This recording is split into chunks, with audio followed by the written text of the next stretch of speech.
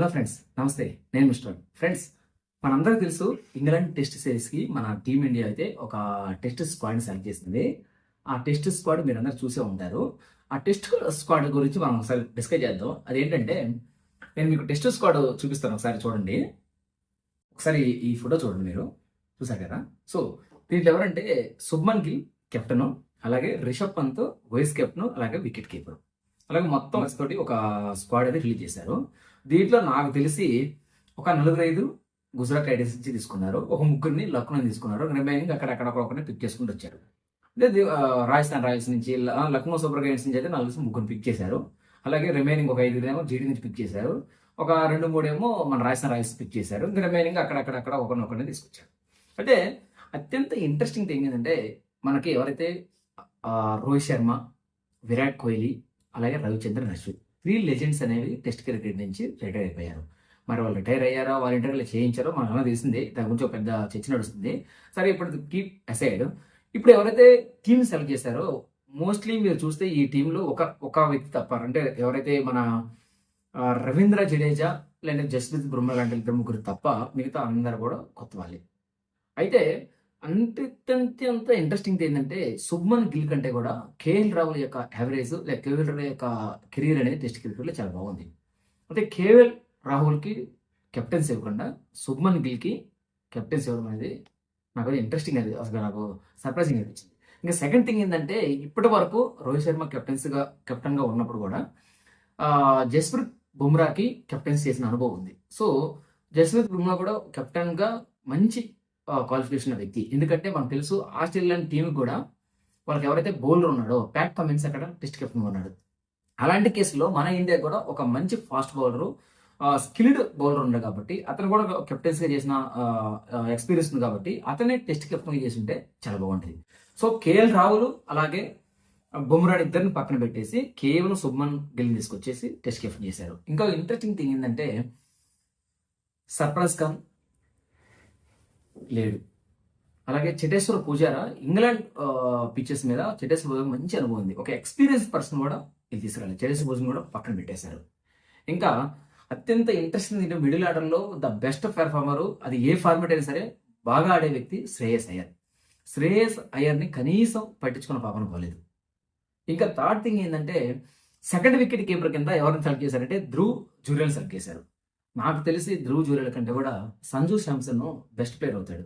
ఒకవేళ in case ఒక second test wicket keeper కావాలనుకుంటే మన సంజు శాంసన్ సెలెక్ట్ చేసుకుని ఒక అవకాశం ఇచ్చుంటే బాగుంటుంది. సో ఆ 3 కేసులు సెలెక్ట్ చేయలేదు. ఐపీఎల్లో పెర్ఫార్మెన్స్ చూసి సాయి సుదర్శన్ సెలెక్ట్ చేశారు. Is best batter, there is no doubt about. Is average కూడా వెరీ గుడ్ ఉంటుంది కాబట్టి సెలెక్ట్ చేయొచ్చు. అలాగే డొమెస్టిక్ పెర్ఫార్మెన్స్ చూసి కరుణ్ నాయర్ని సెలెక్ట్ చేశారు. మరి సర్ప్రైజ్ ఏం చేశారో తెలియదు. సర్ప్రైజ్ మాత్రం పక్కన పడేశారు డైరెక్ట్గా.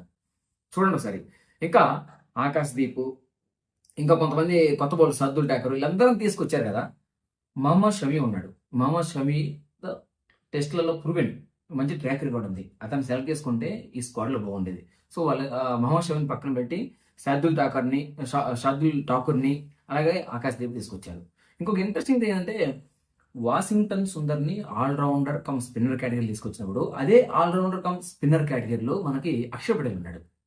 అక్షర్ పటేల్ కానీ తీసుకొచ్చి సెలెక్ట్ చేస్తుంటే ఇంకా బాగుండేది. అంటే ఇలాంటి కొత్త టీం తోటి సెలెక్ట్ చేసినప్పుడు ఈ కొత్త టీం ఎంతవరకు బాగా ఆడుతుందని ఎవరికి తెలియదు. ఎందుకంటే ఇప్పుడు 2025 ఏదైతే ఇంగ్లాండ్ జరగబోయే టెస్ట్ సిరీస్ అనేది వెరీ క్రూషియల్ టెస్ట్. ఎందుకంటే 2027లో మనకు వరల్డ్ టెస్ట్ ఛాంపియన్షిప్ ఏదైతే WTC జరుగుతుంది. ఆ WTCకి క్వాలిఫై అవ్వాలంటే ఈ 2025 జరిగే టెస్ట్ సిరీస్ ఉన్నాయి, అవన్నీ క్రూషియల్ టెస్ట్ సిరీస్. సో అలాంటప్పుడు ఒక మంచి టీంని సెలెక్ట్ చేయకుండా ఏదో ఫేవరెటిజము, కొన్ని పాలిటిక్స్తో సెలెక్ట్ చేసిన టెస్ట్ స్క్వాడ్ లాగా అనిపిస్తుంది కానీ ఇదేమి పెద్ద టాలెంట్కి పెద్ద కాకపోతే అత్యంత ఇంట్రెస్టింగ్ ఏంటంటే, కరుణ్ నాయర్ అలాగే అభిమన్యు ఈశ్వరప్పన్, సాయి సుదర్శన్ లాంటి టాలెంట్ ప్లేయర్స్ తీసుకొచ్చారు, ఒప్పుకోవచ్చు. At the same time Rishabh Pant కంటిన్యూస్గా ఫెయిల్ అవుతున్నాడు. కానీ అతను మాత్రం అలాగే టెస్ట్ స్క్వాడ్ నుంచి ఈవెన్ వైస్ కెప్టెన్ చేశారు, ఫస్ట్ వికెట్ కీపర్ ఆప్షన్ కింద చేశారు. సో అతనితో పోల్చుకున్నప్పుడు నాకు తెలిసి ఇంకా చాలా మంది ఆప్షన్స్ ఉన్నారు మనకి. శ్రేయస్ అయ్యర్ మిడిల్ ఆర్డర్లో చాలా బాగా ఆడతాడు. అలాంటిప్పుడు శ్రేయస్ అయ్యర్ని పిక్ చేస్తుంది. లేదు వికెట్ కీపర్లలో మనకు మంచి మంచి ఆప్షన్స్ ఉన్నాయి, వాళ్ళు కూడా పిక్ చేయలేదు. ధ్రువ్ జురేల్కి ఇచ్చిన ఇంపార్టెన్స్ సంజు శాంసన్ ఇచ్చి ఉంటే ఇంకా బాగుంటుంది. ఎందుకంటే సంజు శాంసన్ కూడా టెస్ట్ క్రికెట్ అరంగేట్రం చేసేవాడు. అతను కూడా మంచి experienced skilled batsmen come wicket keeper కాబట్టి బాగుండేది. సో వాళ్ళందరిని పక్కన పెట్టి వీళ్ళని తీసుకొచ్చారు. మరి ఎంత మాత్రం ఈ టెస్ట్ స్క్వాడ్ తోటి మన వాళ్ళు ఇంగ్లాండ్ వెళ్ళి గెలుస్తారనేది మాత్రం క్వశ్చన్ మార్క్. ఎందుకంటే లాస్ట్ మనం చూసాం ఆస్ట్రేలియా తోటి, అంతకుముందు సిరీస్ న్యూజిలాండ్ తోటి మొత్తం టెస్ట్ సిరీస్ అన్ని ఓడిపోతూ వస్తున్నాం కంటిన్యూస్ గా. ఇలాంటి టైంలో ఇలాంటి టీంను పెట్టుకొని ఈ టీంతో టెస్ట్ సిరీస్ గెలవడం అనేది కొంచెం కష్టమే. చూడాలి మరి ఎంతవరకు ఈ టెస్ట్ యంగ్ టీం అనేది ఎంతవరకు ఇంగ్లాండ్ టెస్ట్ సిరీస్ లో విన్ అవుతుంది చూడాలి. కెప్టెన్సీ కూడా ఎందుకో సడన్ గా శుభ్మన్ గిల్ ని లైన్ మైట్ తీసుకొచ్చి అతను కెప్టెన్ చేశారు. సో ఆల్రెడీ మనకి ఎగ్జిస్టెడ్ గా బుమ్రా ఉన్నాడు, బుమ్రాకి ఇచ్చిండు బాగుండేది. లేదంటే అట్లీస్ట్ కేఎల్ రాహుల్ పిక్ చేసినా కెప్టెన్ గా బాగుండేది. కానీ ఏం చేయకుండా డైరెక్ట్ గా శుభ్మన్ గిల్ వచ్చారు. నేను చెప్పండి ఇది ఒక ఫార్చ్యూన్ అనుకోవచ్చు, అదృష్టం అనుకోవచ్చు. అతనికి యంగ్ లోనే అతను టెస్ట్ కెప్టెన్స్ అయ్యాడు. చూడాలి మరి ఫ్యూచర్ టీమిండియా టెస్ట్ క్రికెట్ ఎలా ఉండబోతుంది అనేది. ఎందుకంటే ఎవరైతే లెజెండ్స్ అని పిలుస్తున్న మన కోహ్లీ, రోహిత్ అలాగే అశ్విన్ రిటైర్ అయిపోయారు కాబట్టి ఈ ఉన్న టీం తోటి వాళ్ళు ఎంతవరకు టెస్ట్ సిరీస్ని గెలవబోతున్నారు అనేది మనం చూడాలి. దానికి కాలమే సమాధానం చెప్పాలి. ఒక్కసారి ఇంగ్లాండ్ టెస్ట్ సిరీస్ అయిపోయిన తర్వాత మనకు క్లారిటీ వస్తుంది. ఈ యంగ్ టీం అనేది ప్లే చేయగలదా, లేకపోతే దీనిలో మళ్ళీ చేంజెస్ రావాలని చెప్పేసి. ఎందుకంటే మనకు మల్టిపుల్ ఆప్షన్స్ ఉన్నాయి. అంటే ఎక్స్పీరియన్స్ పర్సన్స్ ఉన్నారు, వాళ్ళందరినీ పక్కన పెట్టేసి కేవలం యంగ్ టీమ్దే నమ్ముకుంది. చూడాలి మరి ఎలా ఉండబోతుందని చెప్పేసి. మీరు కూడా ఈ టెస్ట్ స్క్వాడ్ మీద ఎవరైతే సెలెక్ట్ చేసిన 15 టెస్ట్ స్క్వాడ్ ఉందో ఆ టెస్ట్ స్క్వాడ్ మీద మీరు కూడా ఒక చిన్న కామెంట్ చేయండి. ఈ టెస్ట్ స్క్వాడ్ బాగుందా, అలాగే మన సెలక్షన్ కమిటీ జస్టిఫై చేసిందా, లేకపోతే ఇంకేదన్నా చేంజెస్ కావాలని మీరు అభిప్రాయాన్ని కామెంట్ రూపంలో తెలియజేయండి. అలాగే మీరు కూడా మా ఛానల్ ఫస్ట్ టైం చూసినట్లయితే Mr.R యూట్యూబ్ ఛానల్ లైక్ చేయండి, షేర్ చేయండి, అలాగే సబ్స్క్రైబ్ చేసుకోండి. పక్కన ఉన్న బెల్ బటన్ క్లిక్ చేసి మా నోటిఫికేషన్ పొందండి. మరో ఇంట్రెస్టింగ్ న్యూస్ తోటి, మరో ఇంట్రెస్టింగ్ వీడియో తోటి మళ్ళీ మీ ముందుకి వస్తాం.